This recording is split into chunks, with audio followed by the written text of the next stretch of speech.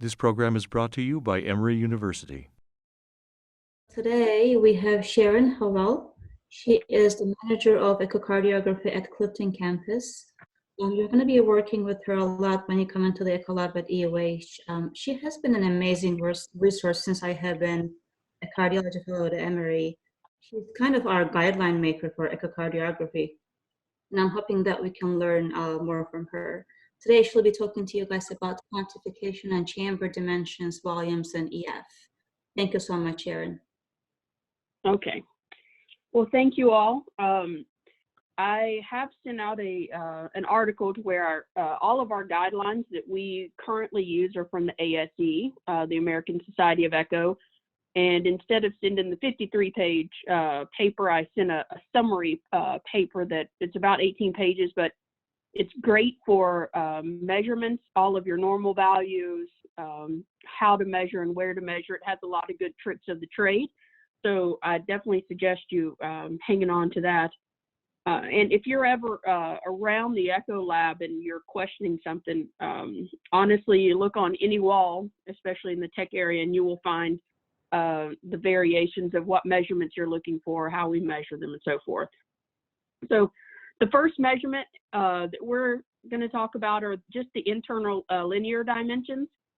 We still use M mode, believe it or not. It is a dying technique. However, we still feel that it's very useful. The benefit of it is it's got an extremely high temporal resolution, so it can see very details very well.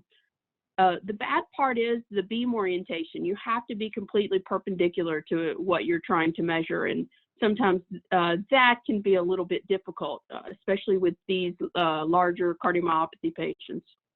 So when we measure 2D or M mode, where you want to measure is perpendicular to the LV long axis, okay? So you measure it at the level of the mitral tips or just below, right? This is important because when we're measuring the LV, and especially in these cardiomyopathy patients, your cyst device patients that we're going to get into next week, your LV dimensions and measuring them becomes very important.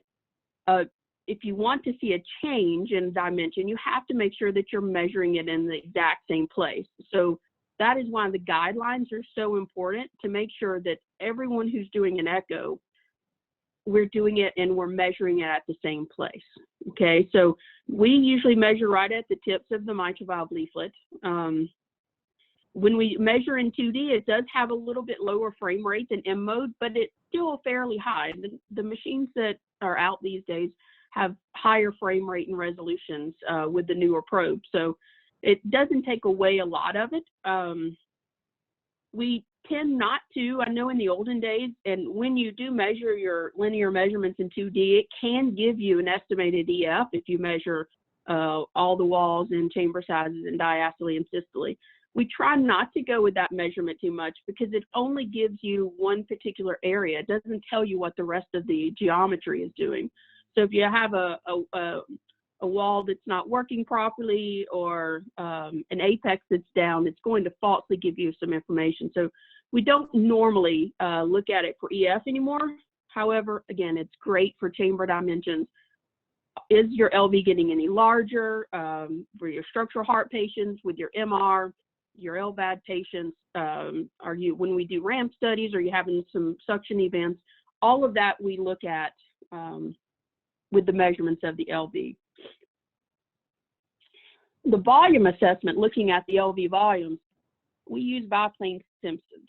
Now, there are a lot of good things with Biplane Simpsons if you have a great EF, okay? So the how you would perform it is you trace, you get a volume of the LV in diastole and systole on your 4-chamber and your 2-chamber view, all right? So it is a great tool to use. We definitely use it with our chemo patients and any cardiac patients. When you get those EFs that are around 30 to 45, it's a little hard sometimes to determine what the EF is. So Biplane Simpson is very useful. It is with perfect windows. It is a great tool. Where you can run into some problems with the Biplane Simpson is if you foreshorten your apex. We see this all the time, and it's not always easy to be able to get an on-axis apical four-chamber view. And when I say that, if you look at the apex, what you'll see, and you'll see that your apex almost comes to a small point, right? When you foreshorten it, you move up an intercostal space and you round off the apex, so you don't see the true apex. And when you do that, you can foreshorten yourself with wall motion abnormalities, EF. It makes a huge difference. So if you ever see that, or the apex looks a little rounded, my suggestion would be to move down an intercostal space and have them take breaths in and hold it, or move down an intercostal space and move a little bit more lateral to where you are, and sometimes that can elongate it.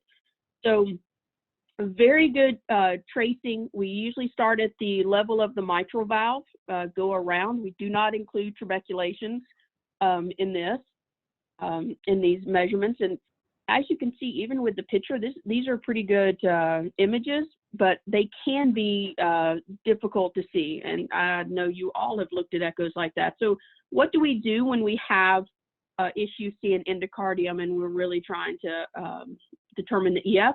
We use contrast echo.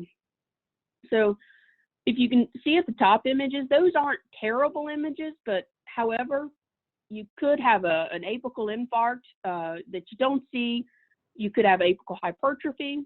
So the best thing to do is use the contrast echo agent. Now, it really does fill in the endocardium. It enhances it. It does not show you that much trabeculation unless you have a tremendous amount. That's why it's good for if you have patients with non-compaction and you're trying to rule that out. We use contrast echo. It's good for not only endocardial definition, but to rule out clots. All of our pre-LVAD patients have contrast. In the Clifton campus, we offer two different types of contrast, the Definity and the Optison. I will tell you there's a little bit of debate whether we should be using both, but there's some specifics around both of them.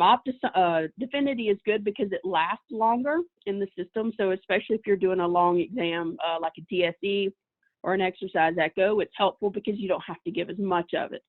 The downfall is it does have some side effects of getting the spheres, the microspheres are a little larger, and they can get stuck in that microvascular system with patients with poor EFs, and it causes severe back pain. In that case, when we have patients with very low EFs, we usually use Optison. It has a smaller microsphere, not as strong, so it can burst a lot easier. So, but that's just the two types of contrast agents that we use on our campus. Again, technique is a huge thing when giving contrast. You give it too fast, and then all the contrast is so powerful, it'll go all the way to the apex, and it's so strong that it will cause attenuation, meaning it'll black out everything underneath that strong point. So you don't see the basal segments very well. So it's a technique. You have to turn down your power settings to make sure that you're not bursting the bubbles. And also, if you can turn up your compress a little bit more, you can see it gives you a little bit more black and white and makes the edges a little bit more speckly to where you can see. There have been articles, and I know in the past we've done studies to where you look at your endocardial filling of the contrast to see with infarcts and so forth, but those are a little bit harder, but there are articles out there, and I'll be glad to talk to you about those offline if you want to. So it's great with patients where you question EF. All of our HOCM patients, baseline, have contrast to look for apical aneurysms or diverticulums at the apex. Of course, pre-LVADs, but just simply if we're having a hard time seeing what the EF is, we'll use contrast agent on that. Normal values for your LV assessment. The internal dimensions, of course, they're male and female, and we try our best to go by these measurements. I will tell you that Most of the time we all fall into the trap to where we use one, we don't split it between male and female, we just have a normal value. We are trying to update to where we can be a little bit more detailed in our measurements, but for right now, this is what we're using. It has your internal dimensions in diastole and systole, and also your volumes using your biplane Simpson mode. If you calculate your EF, that, like I said, if you have very good endocardial definition, your biplane Simpson is a very good tool to use. I will go back. Let me just say there's a couple of things in the article that I've passed along to you about 3D quantification of your LV. Again, if you have great 2D images, you can get great 3D images. That's the concept behind 3D. You have to have good 2D to have good 3D. So if you have good 3D, we can do a 3D quantitative assessment also, but that's a little bit more advanced. I just wanted to give you kind of the basics. Strain imaging. We like strain imaging. Most machines now, most of our campuses are using GEs or Philips. Some have a Acuson, but GE seems to have a strength with strain imaging. GE or the Philips is good, but the GE kind of paved the way. So when you see reports from now on, when you get an echo report from Emory, it will specify which machine you use, only because there's a little bit of deviation between the GE and the Philips. What is strain imaging? It literally tracks the lengthening and the shortening in the wall of your ventricle. So it essentially determines not your in and out, the squeeze motion, but the lengthening and shortening. So from the base, or you could say the mitral valve level, down to the apex in sections. So the basal, the mid, the apical sections. So when we place our indicator or our cursor on these certain areas, it will give us what you see at the top. It goes all the way around, and it is the stenographer's responsibility to make sure that we are tracking correctly as it's playing on the screen.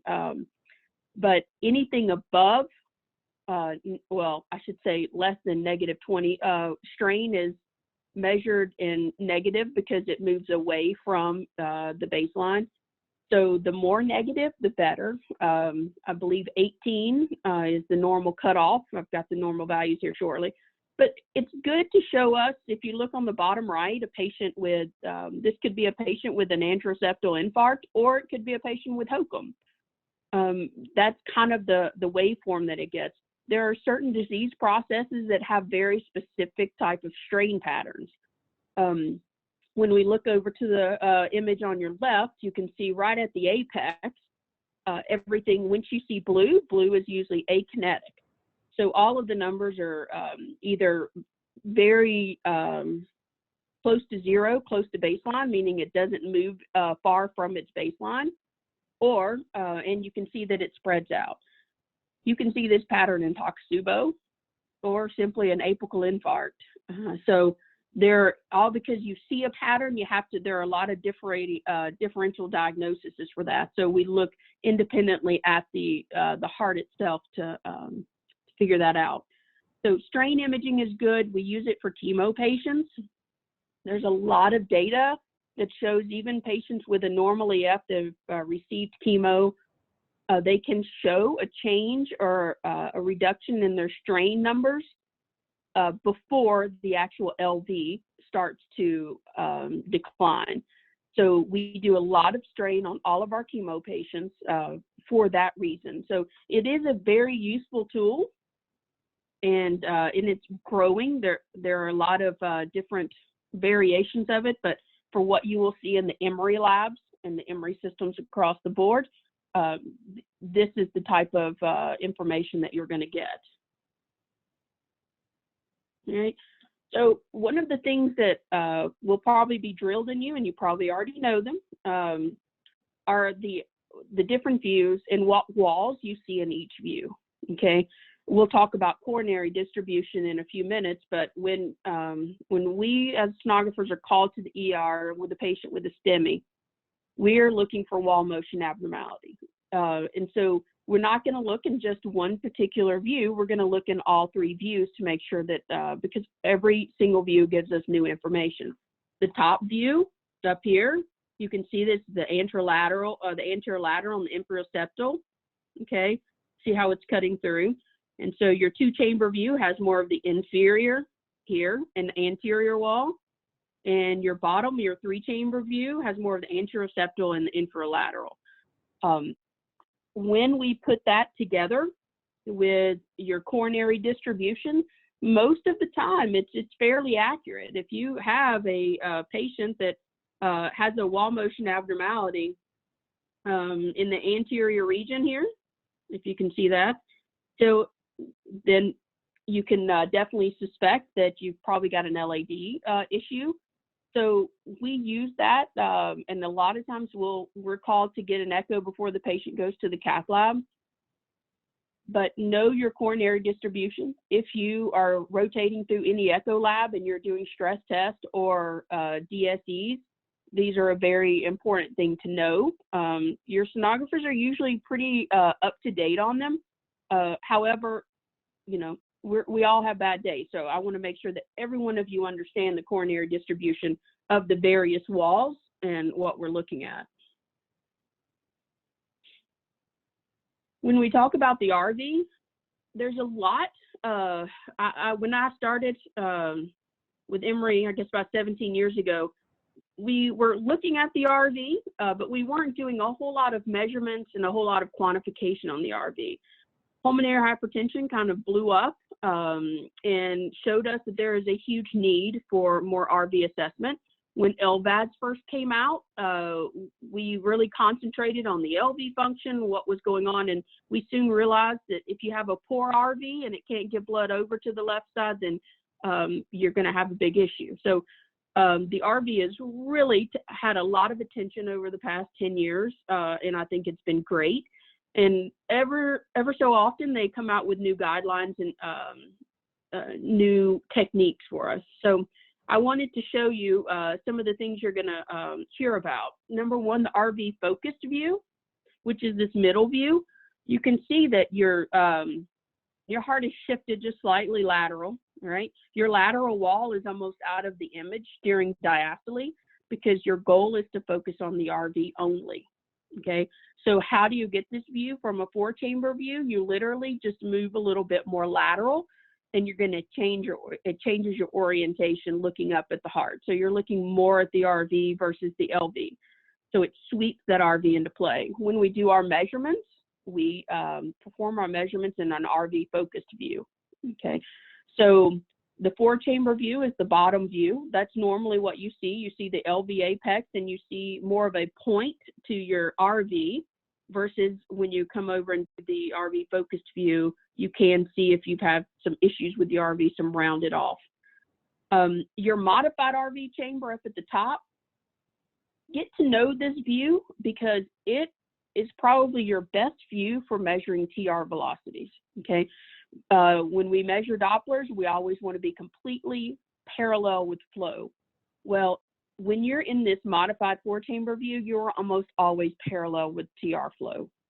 So get to know this view. It's a great view to look at your tricuspid valve and your inflow, your RV inflow here. So the modified view is always image after I finish the apicals. We always sweep up to the modified view to make sure that we're looking at the highest PA pressures, and it's over 50% of the time, and that's probably underestimating it, but most of the time you get your highest velocities from this particular view. So if you're looking at a patient on the weekends that they feel like having RV dysfunction, PE, they want to look at what's going on in the RV, we would go subcostal, and then we would do this RV focused view because that's where you're going to get your PA pressure. So if you just have to jump to the most important views, that's what I would suggest.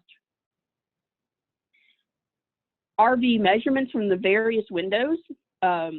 So what are the dimensions of the RV? The top, the linear dimensions using the basal and the mid RV cavity, using the RV focused view, that is what you will see most in our labs. You have, it's easily obtainable most of the time. It's simple, it's fast, and it's very reproducible, okay?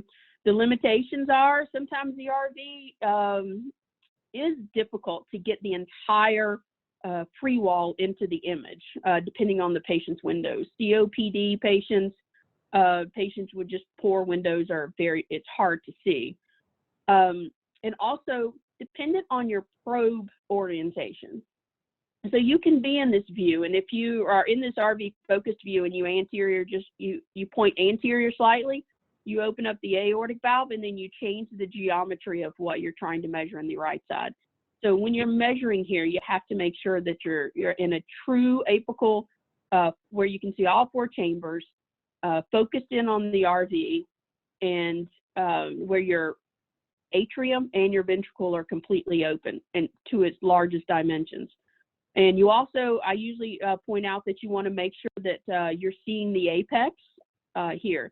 There's one more measurement that you may see where they measure the longitudinal, so they measure from the tricuspid annulus up to the apex.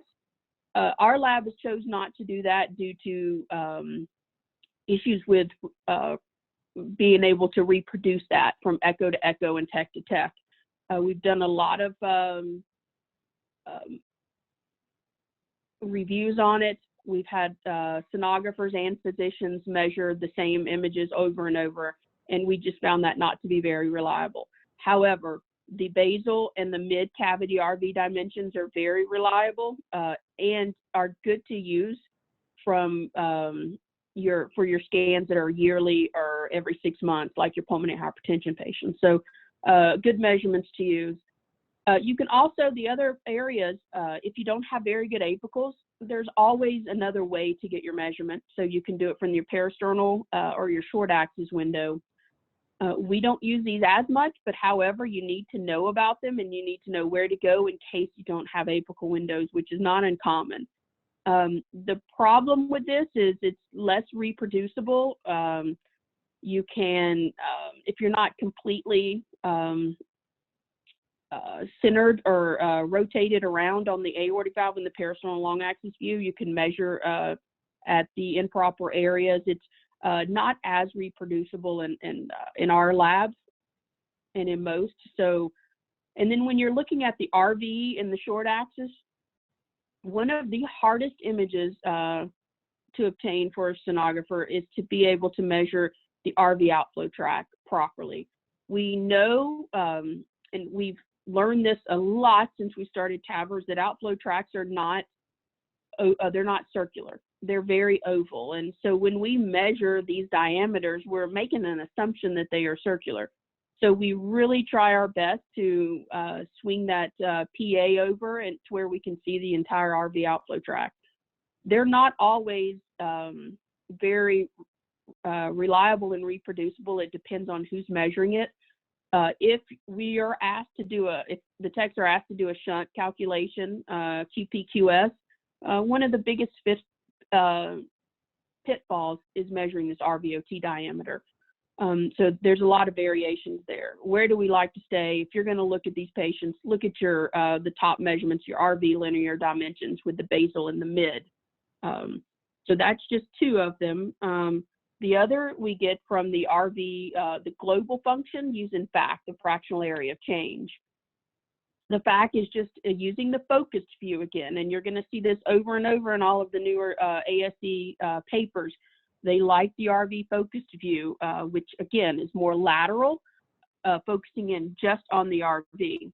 So we trace the area in diastole and systole.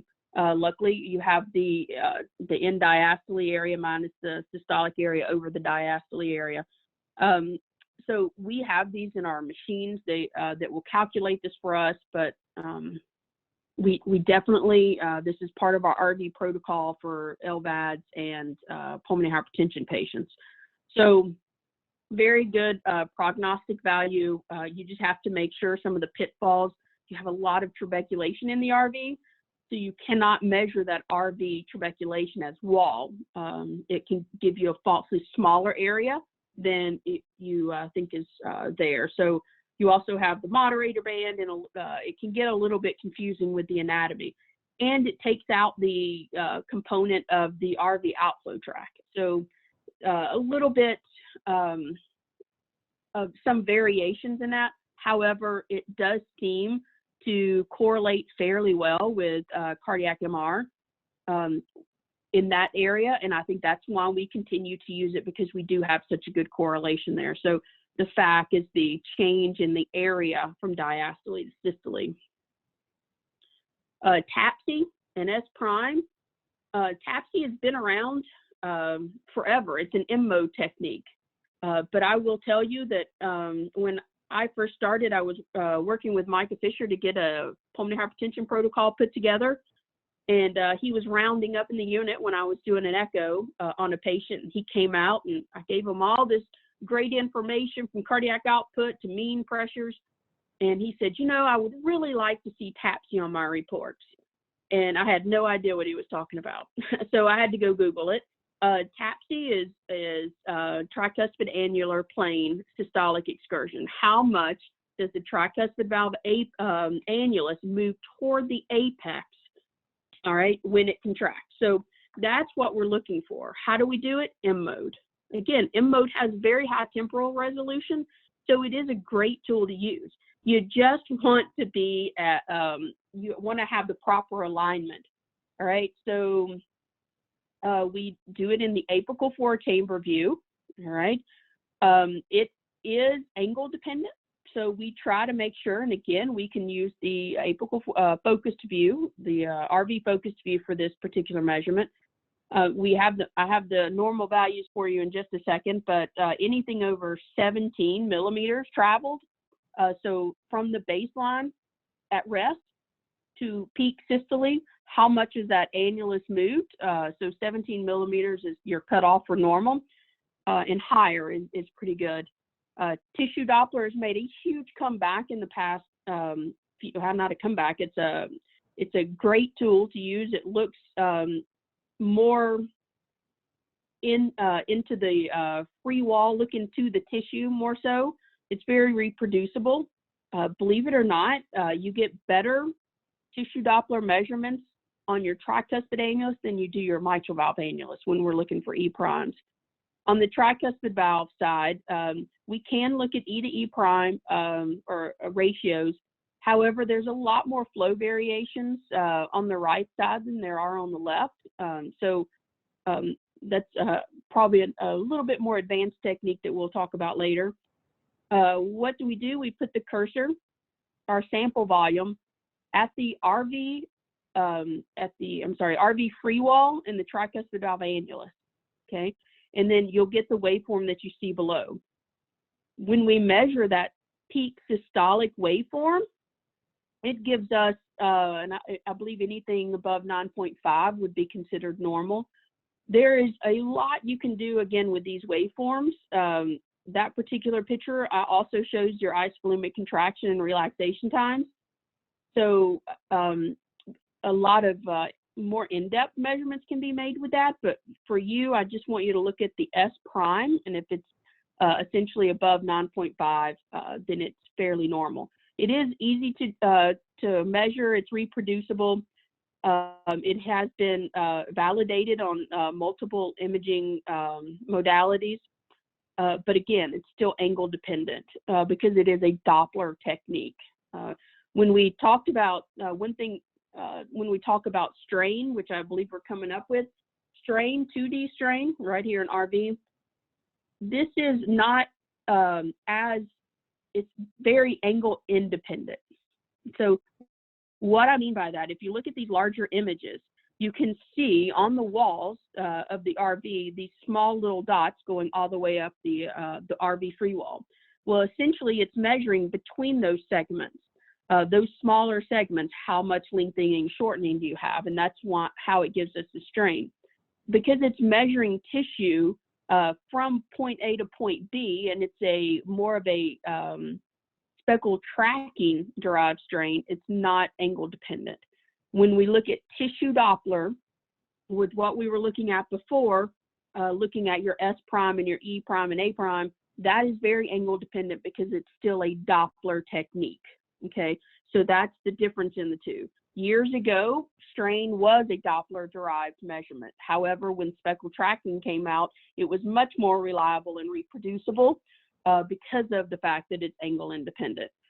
So it's very good prognostic value. We essentially, there's not a system at the moment that has an RV package. We use strain, the LV strain package to measure the RV. It still works just the same. Essentially, you just have to make sure that you're measuring and all of your indicators are in the walls versus where it's not tracking properly. Again, normal value is anything -17 to probably -30 would be normal value. So on the left, you have an RV strain that's roughly -12. So that function is a little bit down. You can look at the numbers as the segment goes, -13, -14, and toward the apex, -9 and -6. We do measure, different centers do things differently, but some centers only measure the RV free wall. They do not include the septum. Our center and across the Emory system includes the septum. So when we give you a global longitudinal strain, it is going to include that septal region also. But if you ever want to look, don't look at just at the number, look at the image, and you can look at the wall numbers. And if you look at the normal value one, you can see -20, -22, and 22. So we know that those numbers are normal. All right, so don't just get caught up on that global strain number. Actually look at your image that you've gotten and look at those values to see what we're looking at. So this is very good, especially for pulmonary hypertension patients. We've done multiple research. There's papers that we've published on RV strain back in the day in pulmonary arterial hypertension. Very good prognostic value. So, and we can talk, if we talk strain, we can talk a little more in depth about that.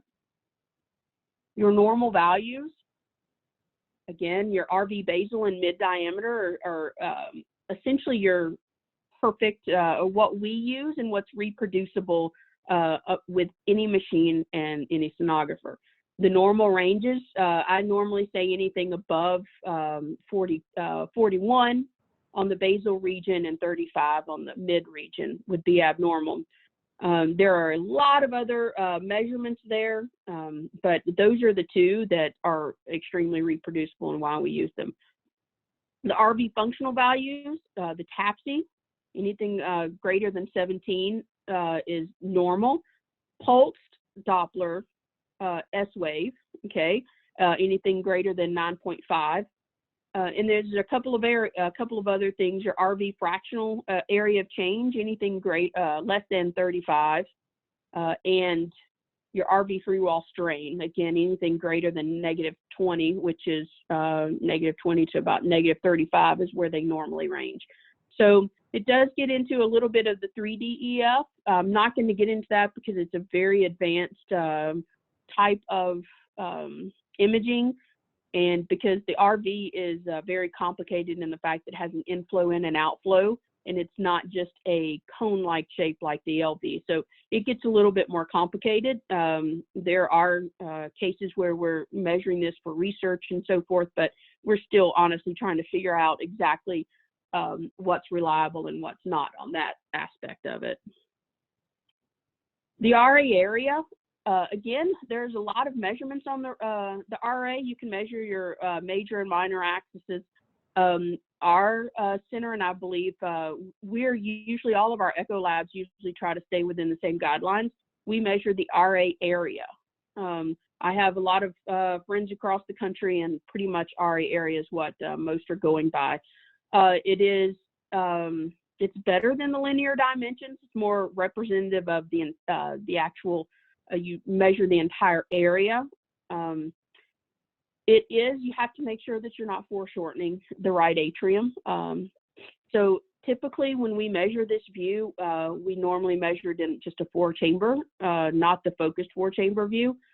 So, it's view dependent. However, most of the time the right atrium is pretty clear in your echo images, and so the RA area is what we use. And then when you go over to the left atrial measurements, there are some linear dimensions.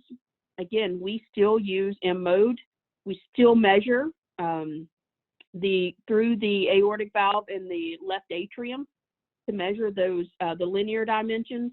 It is reproducible. Again, higher temporal resolution. However, a lot of atriums are elongated versus round, so it doesn't it assumes a certain shape when you're measuring this. So that's why when we measure, we're going to measure in several different axes and different types of measurements. And what we normally measure is the biplane view, which is the left atrial volume indexed area. That is where you trace and you get a volume of the left atrium in your 4-chamber view and in your 2-chamber view. Okay, so and then we divide that by the body surface area. So we want to get an indexed area.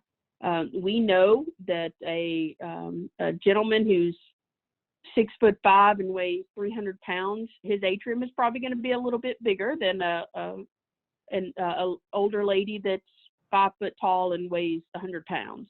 So we always index that to the, and it's very reproducible. It's a good tool to have. You just have to make sure that you've got, like everything else, that you've opened up your atrium as much as possible. And one of the biggest mistakes that sonographers can make is tracing or going down into the pulmonary veins. So you want to make sure that you're tracing around the atrium and not including the pulmonary veins in that. So if you see an error, that's where one of the biggest errors occur. You start at the mitral annulus and you end at the mitral annulus, not where the coaptation of the mitral valve is, because we know with different type of disease morphology that coaptation can change. So you go from one annulus trace around to the other. Your normal values are at the bottom. Essentially, anything greater than 48 is going to be severely elevated for both the female and the male. So those normal ranges pretty much are equal. So the normal values you see there, anything greater than 48. So various wall motions and EF determination. How do we look at EF? If we have a hard time, we do a lot of visual, but we also do a lot of QA in labs to where we make sure that we give all of our physicians the same image to look at, especially if they have an EF of about 35 or 40, to make sure that we're all on the same page. And if we're not, we try to address that. So you can see that the EF on the left, those are fairly simple. You've got a big plump LV. It's not moving very well. The EF's probably about 15, 20, big atrium, very plump. So those are patients that, you know, if you look at strain, your strain numbers are probably going to be a little low. However, if you look over on the right, the patient has a normal EF. Everything looks good. Strain values are normal. It looks like sometimes the athlete's heart looks where the EF will be around 50%, but and the strain values are normal. I had a wall motion abnormality for lateral wall, but I couldn't get it to play. But I did want to show you one of the other things that you'll see, Takotsubo. We do see this in patients who have, you know, the high catecholamine response to stress or any type of situation. We find this most often in the neuro ICUs. So that is why we do a lot of echoes down there. If we don't see the apex, we definitely try to use contrast, because as you can see, if you're looking at the basal segments, they look fairly normal. It's those mid to distal portions that look off. And so if you think about what your strain, if you know what, if you have a visual of what your strain numbers would look like, you would see that the apex would look a little bit akinetic. So it would look blue in the center, and then as it fanned out, it would become more red for normal. Again, if you look at these images, you can also see that little, almost like a little septal bulge. So when we're measuring, if we were going to determine the EF using only those linear dimensions that we talked about on the first slide, you could see where we would be a little off, because with Takotsubo, you're a little hyper dynamic at the apex. And so the change in your LV and your diastolic and systolic dimensions are pretty incredible versus at the apex. So that's one good reason why we don't use that measurement for EF, because you don't know what the geometry of the LV, the other parts of the LV look like. So we look at LV function, what the wall situations are. If we can't see it, we use contrast echo. And we like to quantify things if we can use the indexed areas, the biplane Simpsons. If we look at RV, we look at the function in several different ways with the TAPSE, the S prime, the FAC measurements. So there are a lot of different things. Don't just get caught up on one particular measurement. In echo, everything is angle dependent, probe dependent, and sonographer dependent sometimes. So when you look at it, look at the big picture. Look, if you have an abnormal value, look at something else. If you have an LV that looks normal size and the EF looks fine, but yet you look in the apicals and it, you know, you see a Takotsubo. If you have low PA pressures and you know the right side is huge and you feel like you have a shunt, you want to look for shunting and a lot of different areas in the subcostal view versus just that apical view that you're not really going to see a whole lot of shunting in. So I just say this to don't draw your conclusion looking at your echo on one image. Make sure you go all the way through the study to look at all the anatomy and all the different angles. That's going to be very important once you start diagnosing different disease pathologies on these echoes. And I think that is it. You have anything, Oslam, you want to add? That was wonderful, Sharon. Thank you very much. I had a question for you. So what do you do for patients with the sigmoid septum in terms of their septum measurements and their LV diameter measurements as well? Oh, that's a good question. We have went over this multiple times. What we do is we still measure at or below the leaflet tips. However, we always do a second measurement in the LV when it's at its largest point. So for ASE guidelines, and the ASE recommends is that you continue to measure at the same place for reproducibility. However, you can also measure the mid portion of the LV in that dimension. But that is you see a lot of little old ladies with AS with those sigmoid septums. Yeah. And that is a difficult thing to measure properly. But in order to keep the same measurement and reproducibility and be able to determine change from echo to echo, you have to measure in the same spot every time. So making sure you're at your leaflet tips tells you a lot, but in this case, you also want to measure in the mid septum. I mean, the mid septum to the posterior wall.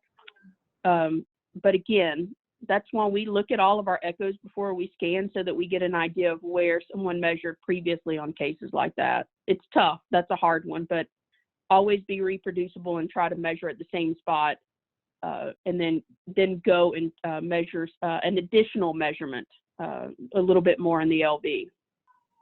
Any other questions, guys? Well, you guys know where I am. Or most of you have my my number, but feel free to reach out. We have some excellent sonographers in our group that can go over one-on-one, or we can sit down and go over some studies if you have some questions. We're always here to help if you need it. The preceding program is copyrighted by Emory University.